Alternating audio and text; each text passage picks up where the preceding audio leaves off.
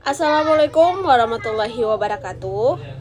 Kami dari kelompok 7 ingin mempresentasikan hasil kerja kami dengan tugas kami yang berjudul Rencana Eksekusi dan Monitoring Proyek Persiapan Lomba Tilawah Tingkat Kampus.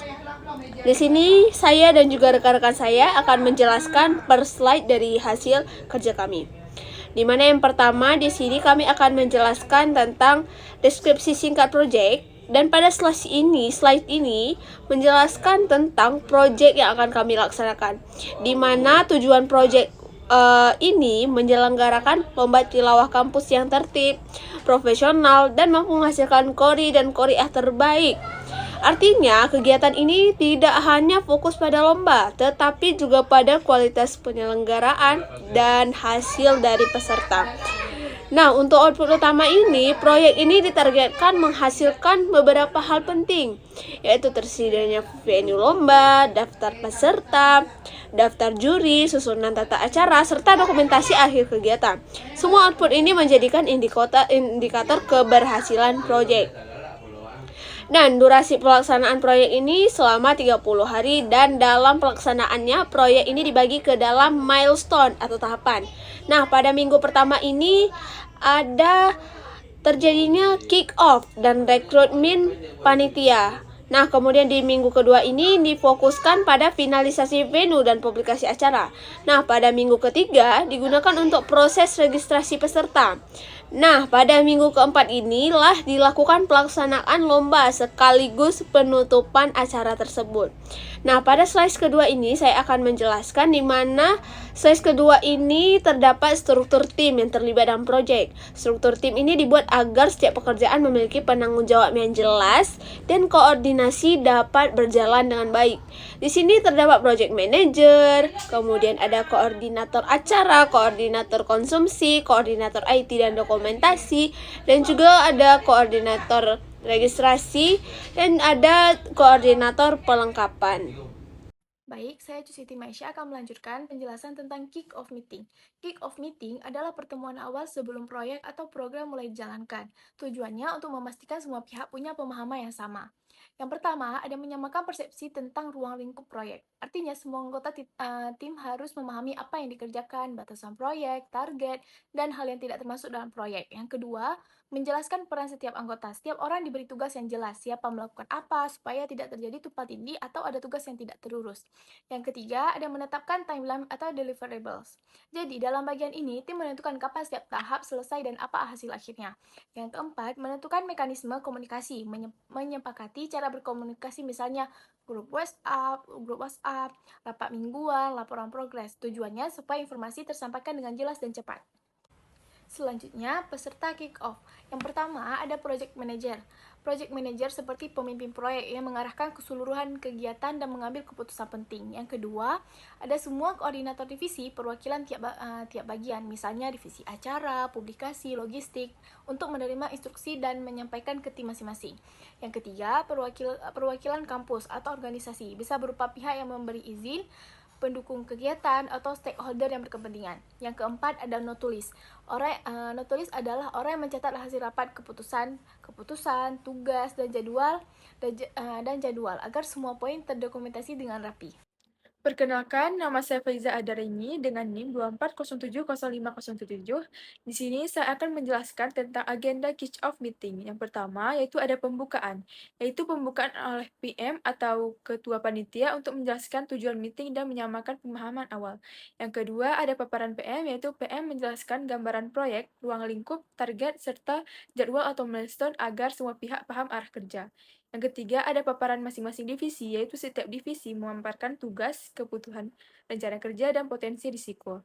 Yang keempat, ada diskusi dan klarifikasi, yaitu sesi tanya jawab untuk menyelesaikan hal yang belum jelas dan menyepakati penyesuaian rencana.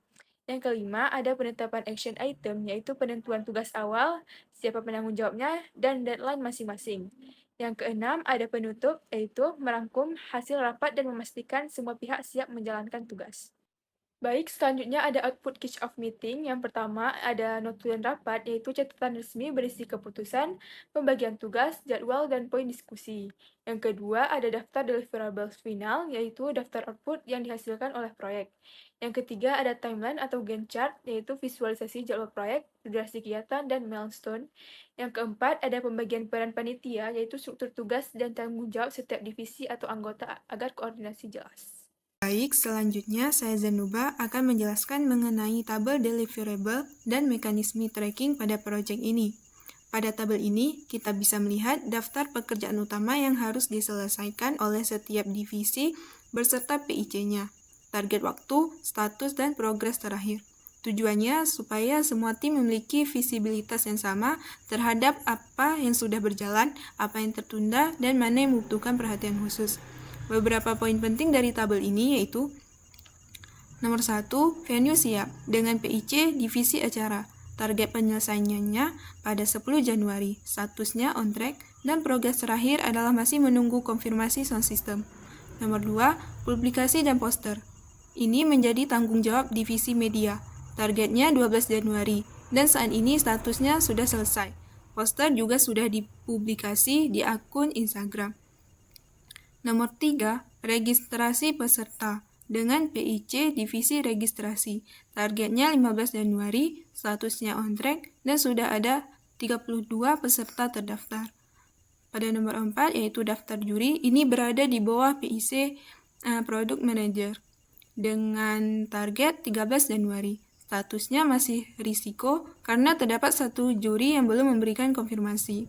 Nomor 5, perlengkapan lomba. Kembali dipegang oleh divisi acara, targetnya 17 Januari, namun masih pending karena pengadaan mimbar belum disetujui. Dan yang terakhir, dokumentasi. Menjadi tanggung jawab divisi media, target 20 Januari, status masih on track dengan progres bahwa kamera utama sudah siap.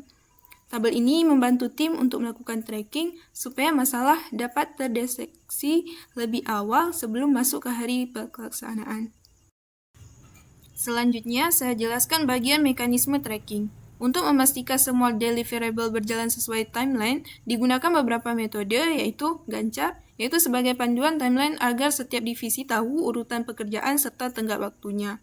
Yang kedua ada tools Kanban seperti Trello atau Asana dengan alur to do, doing, done untuk memantau pekerjaan secara real time. Yang ketiga, meeting harian 5 menit atau stand-up meeting. Tujuan hanya update cepat apa yang sudah selesai, apa yang sedang dikerjakan, dan apa hambatannya. Dan terakhir, status report mingguan, supaya seluruh stakeholder bisa melihat perkembangan besar proyek secara terstruktur. Dengan mekanisme ini, koordinasi antara tim lebih jelas, hambatan bisa cepat diatasi, dan potensi delay dapat diminimalkan. Jadi, melalui tabel deliverable ini, mekanisme tracking yang digunakan, proyek dapat berjalan lebih terarah, terukur, dan terkontrol. Saya Fitri Madani akan menjelaskan mengenai template status report. Jadi kita akan memberikan overview cepat kepada audiens tentang status proyek saat ini. Yang pertama ada identitas laporan. Jadi kita untuk memberikan gambaran singkat mengenai progres, tantangan, dan rencana ke depan. Contohnya itu misalnya status proyek peningkatan sistem A untuk periode 13 sampai 19 November 2025. Yang kedua ada ringkasan progres. Jadi kita harus memberikan status keseluruhan proyek. Misalnya proyek saat ini sedang berjalan sedang mencapai 75% dari target total. Kemudian ada update deliverables. Jadi kita sebutkan hasil kerja utama yang telah selesai dan yang sedang berjalan. Yang keempat ada isu dan risiko. Jadi sebutkan masalah yang sedang dihadapi dan risikonya. Ini sangat penting untuk kedepannya, dan juga sebutkan mitigasi atau solusi yang akan dilakukan. Kemudian ada rencana minggu berikutnya. Jadi jelaskan fokus kerja tim untuk periode pelaporan selanjutnya. Dan yang terakhir ada catatan tambahan. Jadi kita sebutkan mungkin poin lain yang lebih relevan. Kemudian saya akan menjelaskan mengenai KPI proyek. Tabel ini tuh menetapkan materi kunci untuk mengukur keberhasilan dan kemajuan suatu proyek. Nah, yang pertama ada ketepatan waktu deliverables. Itu mengukur seberapa baik tim memenuhi tenggat waktu yang telah ditentukan. Nah, cara mengukurnya itu dengan melihat jumlah deliverables yang selesai sesuai jadwal atau total deliverables. Jadi ini adalah rasio yang menunjukkan persentase hasil kerja atau deliverables yang diserahkan tepat waktu. Nah, di sini targetnya itu lebih besar atau sama dengan 90%. Berarti ini targetnya itu tinggi, yang menunjukkan komitmen terhadap manajemen waktu proyek yang efektif. Kemudian di sini frekuensinya itu mingguan, yaitu diukur secara rutin setiap minggu untuk memastikan potensi keterlambatan dapat diidentifikasi dan diatasi sedini mungkin. Yang kedua ada KPI jumlah peserta. Kemudian cara mengukurnya itu dengan melihat total peserta yang mendaftar. Di sini targetnya itu lebih atau sama dengan dari 50 peserta. Nah, di sini frekuensinya itu sudah setelah registrasi. Kemudian yang ketiga ada tingkat kepuasan peserta. Ini mengukur keberhasilan proyek dari perspektif para pemangku kepentingan utama. Dalam hal ini yang mengukurnya itu adalah peserta. Kemudian cara mengukurnya itu dengan melakukan survei kepuasan. Ini metode standar untuk mendapatkan umpan balik langsung dari peserta. Nah, di sini targetnya itu lebih besar atau sama dengan dari 80%, yang berarti itu puas. Jadi menetapkan standar tinggi untuk kualitas output dan pengalaman peserta. Nah, di sini frekuensinya itu adalah setelah registrasi atau pasca acara. Jadi pengukuran ini dilakukan pada titik-titik kritis, yaitu saat pendaftaran, misalnya mengenai proses atau informasi awal, dan setelah acara selesai. Yang ketiga, yang keempat di sini ada kelengkapan dokumentasi. Itu KPI-nya kelengkapan dokumentasi. Dan kemudian cara mengukurnya itu dengan melihat semua sesi itu terekam dan tercatat dengan jelas. Kemudian di sini ada targetnya itu 100%. Dokumentasi proyeknya itu adalah hal yang krusial. Jadi targetnya itu harus sempurna. Nah, di sini frekuensinya itu pada hari H. Karena kelengkapan itu harus dipastikan segera setelah kegiatan atau proyek utama selesai. Nah, yang kelima itu ada ketersediaan perlengkapan.